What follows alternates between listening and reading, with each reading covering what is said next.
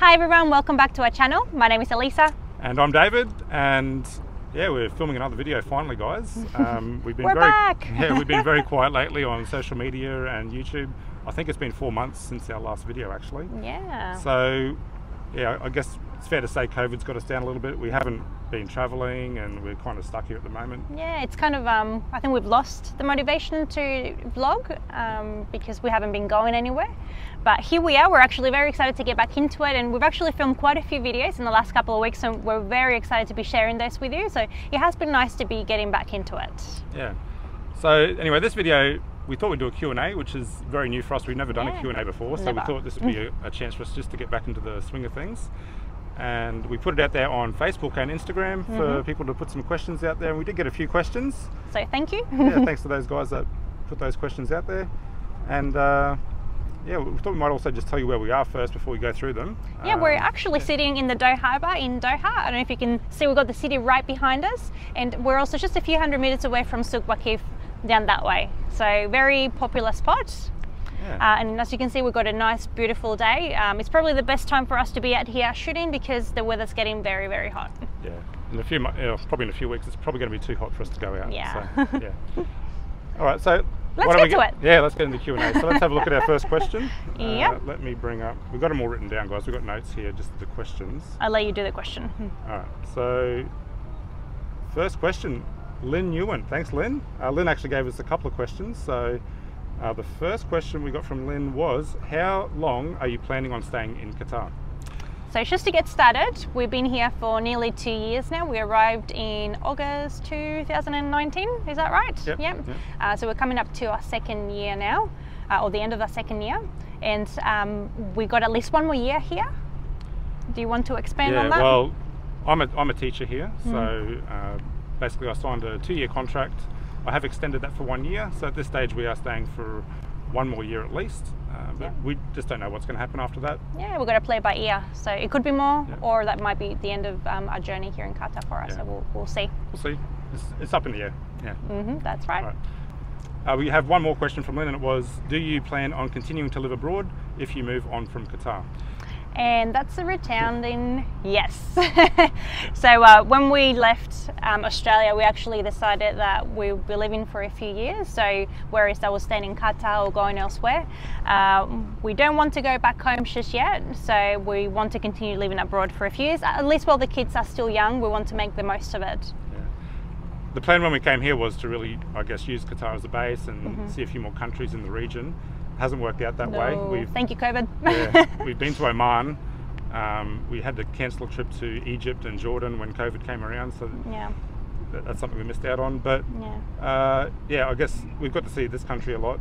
We know it very well now, which is nice. But yeah, we do want to see more of the world.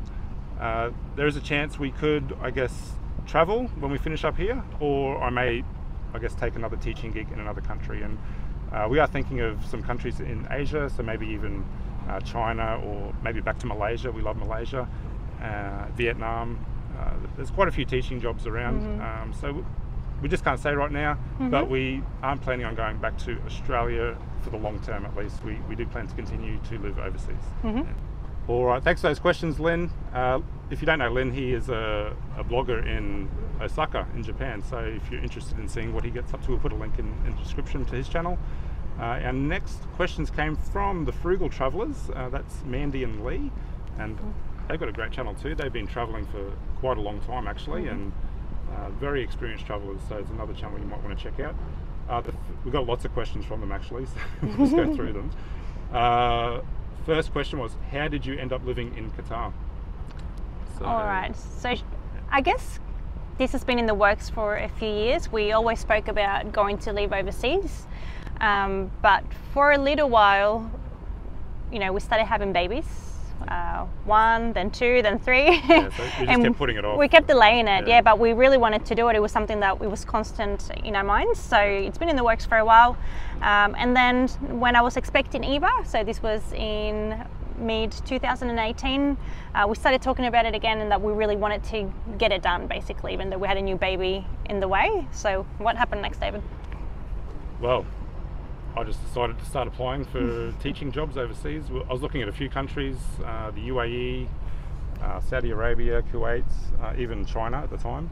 And I got a few job offers, and the offer in Qatar was great, and we really couldn't turn it down. It was too good to be true. So, yeah, we're very grateful to be here at the moment. So and here we are. Yeah, that's how we ended up in Qatar. Yeah. All right. Next question from the Frugal Travellers was, where are you from? Well, mine's easy. I'm from Australia. I was born in Adelaide and lived in Townsville since I was about 4 years old. And that's pretty much me, really. I lived in the States for a while as well, playing basketball. But you're Australian. I'm Australian. Born and bred. Australian, yeah. And where are you from? And as for me, for the last 15 years, Australian, so I do have my Aussie citizenship. But before that, I was actually born in Argentina, so hablo español, and I lived there for 15 years before my family migrated to Australia. And to me, this is like really, really cool, because even my grandparents on my dad's side of the family, they are from Italy. So they migrated from Italy after the World War to Argentina, and then my parents decided to migrate to Australia, just looking for a better life for us. And now me and my kids, we are in Qatar, a completely different country, so it makes me really wonder where our kids are going to end up in the future. Yeah, okay, excellent. Next question, again from Mandy and Lee. How long have you been together?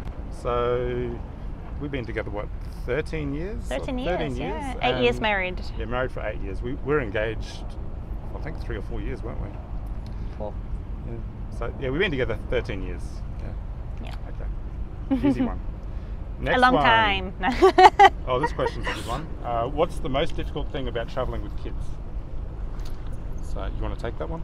Yeah, sure. So at first, it's quite a big adjustment going from traveling on your own to traveling with kids, and it's good that if you get to do it with just one child when you get started, because you really need to learn to basically put their needs as a priority ahead of what you might want to do. And that's probably, I guess, perhaps the hardest thing, that you need to be flexible when you're traveling with children. So you might want to see a million things, and I know that pre-kids, we used to do so much. We left in the morning, didn't get back until very late at night. We just traveled really, really hard, didn't we? Yeah. And then the kids came along, and we had to. It was still quite easy with one. I remember with Javi, we could just pop him in the baby carrier and go out all day. He was a very flexible baby. He could sleep in the carrier. It was fine. But then once we added number 2, I think that just added a whole other complex scenario to it. So I think that's probably the hardest thing, that you just need to do what's best for the children. That might mean stopping more often, making sure that they're fed, making sure that they've had time to play, that they had plenty of times outdoors. You can't simply drag them from museum to site to site. You actually have to slow it down a lot. We've got a boat going by us. Hey guys. What about you, David? Anything that you want to add? Would you agree that's the hardest thing, just slowing down? And yeah, I agree. These guys are really loud. I don't know if you can hear it. But yeah, I totally agree. Yeah, just you got to go a bit slower. Like for example, when we got married, we did our honeymoon in Hawaii, and we were there for 2 weeks, and we went to 3 different islands, and we explored them in great detail. We had an amazing time, and then we went back to Hawaii for our 5-year anniversary.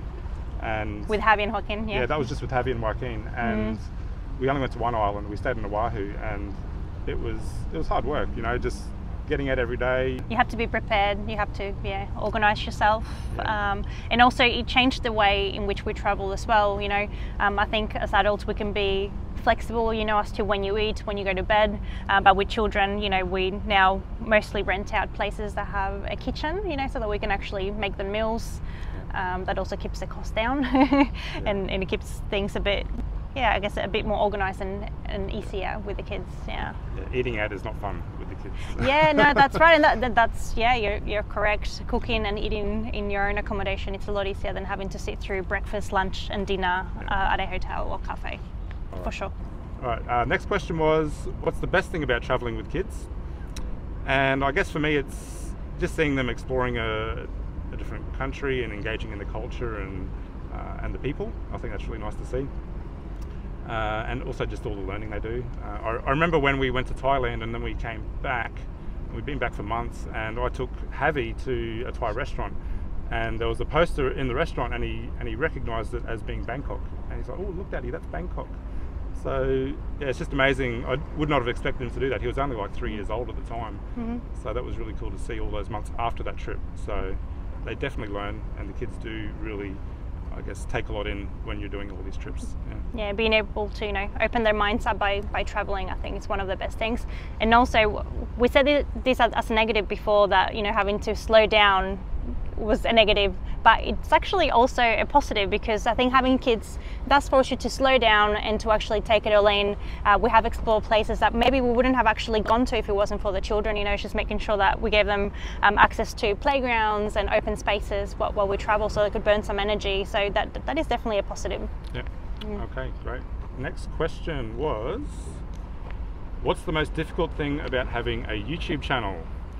And I guess for us, it has to be just managing everything. Like, we've got 3 kids. I've got a full-time job. Yeah. And with YouTube, I guess people that do well in YouTube, they're consistent and they upload every week, and we are very far from that. Sometimes we'll do a video every week. When we first started, we were doing a video a week when we just had Javi and Joaquin. But then, life happened. But you also want to get better. You want to improve your videos, and I quite like the editing process and trying to do really nice videos. So they're not perfect, but I definitely feel like our videos are much better than when we first started. So trying to produce good content, and just managing all that with the kids is just really hard. Definitely the pressure to continuously produce content. Definitely. Because when we first started, I used to edit in the evenings. We'd get the kids in bed by 7 o'clock. But now it's like Eva wants to stay up, or then Javi gets up. So it's hard to do that every evening, and just get that downtime to yourself as well. So remember this: the more children you have, the more variables you add. So so as much as you might have a routine or a structure or whatever, something always happens. And I guess in all of this, we've also moved overseas as well. So we've had a lot going on. So I think that's the hardest thing, just keeping up. And maybe we need to change the format of our videos to maybe, like, this video is quite easy to do. We're just answering questions. So it's pretty much going to be uploaded to YouTube straight away. But you see our other videos, there's lots of editing involved. And we like to make them informative as well. We want to actually give you something that's worth, and producing scripts, and then making them nice and come together so that you enjoy watching them. It's a fair bit of work. It's important that you enjoy our videos. So if you do enjoy our videos, give this one a like, and go like all the other ones that you like. And share them with everybody. That's right. All right, next. Well, that's all the questions from Frugal Travellers. So thanks, guys. Thanks for those questions. Next one, this is from Our Daily Wonders. Now, we know her very well. Are we allowed to share her name on here? I don't see why not. Hey, Khadija. So Khadijah's a friend of ours in Qatar, and she's given us 2 questions. So I think these are for Elisa, to be honest. So I'm going to let her take these. The first question was, how do you keep the kids entertained while travelling? All right, so how do we keep them entertained? So if we're referring to, moving from one place to another and being on planes and that kind of thing, so we always bring a variety of activities with us, colouring, stickers. We usually like to introduce a brand new toy for the kids when we travel, because then that way they got something that they haven't played with before, and that keeps their attention for a long time. And we also do have tablets as well that we use for those occasions where nothing else works. Really a last resort though. We don't like to bring them out. Exactly, because they also bring their own problems as well. By the way, the kids are in the car right now, just here on their tablets. Eva's asleep. Go figure. Anyway. And also lots of food, lots of snacks. I think that also helps to keep them entertained. And it also depends on the ages as well. So for now, we've obviously traveled with children from 5 years and under. So that will be a little bit different from if they were a little bit older, where you might actually be able to introduce other things. We also even in the car, we like to bring lots of books, different toys, things that they don't usually play with at home, to keep them busy. Yep, excellent. And next question, this one's actually definitely for Elisa. Khadija says, we love card games, but how do we stop the kids from cheating? Any advice? Now, Elisa, what's that? Well, that's actually an inside joke. So I might have been caught cheating playing Monopoly Deal. If you haven't played that before, you need to check it out. It's awesome.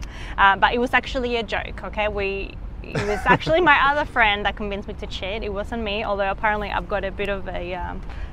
I'm called a cheater, but I don't cheat. I played her in Monopoly Deal and she didn't cheat, but yeah, I got my ass handed to me. Yeah. Anyway. But anyways, thank you so much for those questions, Khadija. Yeah, thanks, Khadija. And we'll obviously link her handle below definitely. as well, so you can check her out. Yeah. So she does a lot of things around homeschooling, doesn't she? She does, yeah. Well, actually, she has 2 different websites, so we'll link them up for you. Yeah, very good. Now, I guess something else that's been happening with us lately is we've updated our website and we put a lot of effort into that, and we've started our own shop. So, yeah. I guess it's kind of like a side hustle, I guess you could say. Well, I mean, I've been a stay-at-home mum for nearly 7 years now, so I thought that it would be a really good idea just to have something to start building up now, especially, you know, if down the track in a few years we plan to travel the world or continue traveling, it will be nice to have some extra income coming in. So we introduced the store, which has a lot of travel-related products, as well as our very own t-shirt designs. Yeah, so go check them out, tell us what you think. If you do buy anything, fantastic, thank you for supporting our channel. We do appreciate that. And if you don't, just tell us what you think of them. It's fine if you don't want to buy anything, but if you want to have a look, that'd be really nice. Yeah. Yeah. Like what we want to do is eventually travel full time. That would be great, and being able to support ourselves. I know a lot of creators do Patreon. We really don't want to do something like that. Oh, no, thank you. How you doing? Yeah, so yeah, we've noticed a lot of other creators do things like Patreon. We don't want to do something like that. Yeah, we really don't feel like other people should be paying for us to travel and see the world. I think we should be doing that. If we can support ourselves in doing that and give you something in return, if you buy a t-shirt, like that's, like everyone wins. Yeah. And we do have offers every now and then. At the moment there's 20% off. So yes, it's an introductory offer because we literally just opened it a few days ago. Yeah. I made a pretty cool video with an ad on Instagram. Yes. So go check that out. Anyway, I'm rambling now, aren't I? So well, we like to ramble. I think we did that most of the video, but that's okay. I hope that you did stick with us the whole way through. Yep, so thanks for watching. We're going to have more videos coming out very soon, and we'll see you on the next one. See ya. Bye, guys. Oh, did you notice my braces? Oh, David's got braces. Yeah. I've got braces. He's got braces. It's really hard to talk. I don't know if you can notice, I've got the camera a little bit far away, so yeah, anyway. Oh. I'm gonna, because I've got braces, like I don't want to be in the video so much. So Elisa is going to be really in all the videos from now on. We're meant to have an announcement, weren't we? So Elisa's going to be the main one in their videos. I'm just going to, I guess, film, or she's even been vlogging on her own. So I have, and I think there's a couple of reasons for that. The main one is that he's got braces. No, I'm joking. Nothing against braces. Please don't take this personally. I'm just joking. I've got a lot more respect for people that have had braces now. I can tell you that. My teeth weren't that bad. It was just one tooth that sticks out. Yeah. And I wanted to straighten my bottom row, but then the dentist is like, no, we're going to do the top ones. So I've got full braces, my whole mouth. Yeah. Anyway, sorry. No, I'm kidding. The other reason that we decided that we should only have... You know what else really sucks about that? What? Qatar's just closed all like clinics and things. I don't know what's going to happen with my braces. Like I can't go in to get them like tightened or whatever. So yeah, who knows how long I'm going to have these things on. Sorry, continue. What were you saying? Announcement time, just in case we edit out everything that David just said. So we wanted to make an announcement, and that's I'm going to be taking over the vlogging of the channel. So it's only just going to be my face on the videos from now on, and the kids, and occasionally David. That's mainly because I think, for one, it's going to be a lot easier for our audience, so that they can just connect with one of us, and so that when they talk to us on YouTube, then we know that they're talking to me. Yeah. Do you think that's a valid reason? Yeah. And also because when we're out filming, we've got 3 children to look after. They're always with us. We don't, we don't have a nanny or a maid or anything. So whenever we go somewhere, we're looking after them. They're our kids, and we like them to be involved in what we do. And I think having to do that while you have two people filming, you know, recording at the same time, it's really, really difficult. And we've in the past just didn't actually even bother recording because it was just too hard. So now at least, you know, David can look after the children, I can take the camera and go vlog. And I think it's, you know, it means making less mistakes if you only have one person speaking instead of the two. That's right. So I hope that's going to be okay with everybody. All right, guys, we'll say bye again. Thanks for watching. Thank you so much for watching, and we'll see you on the next one.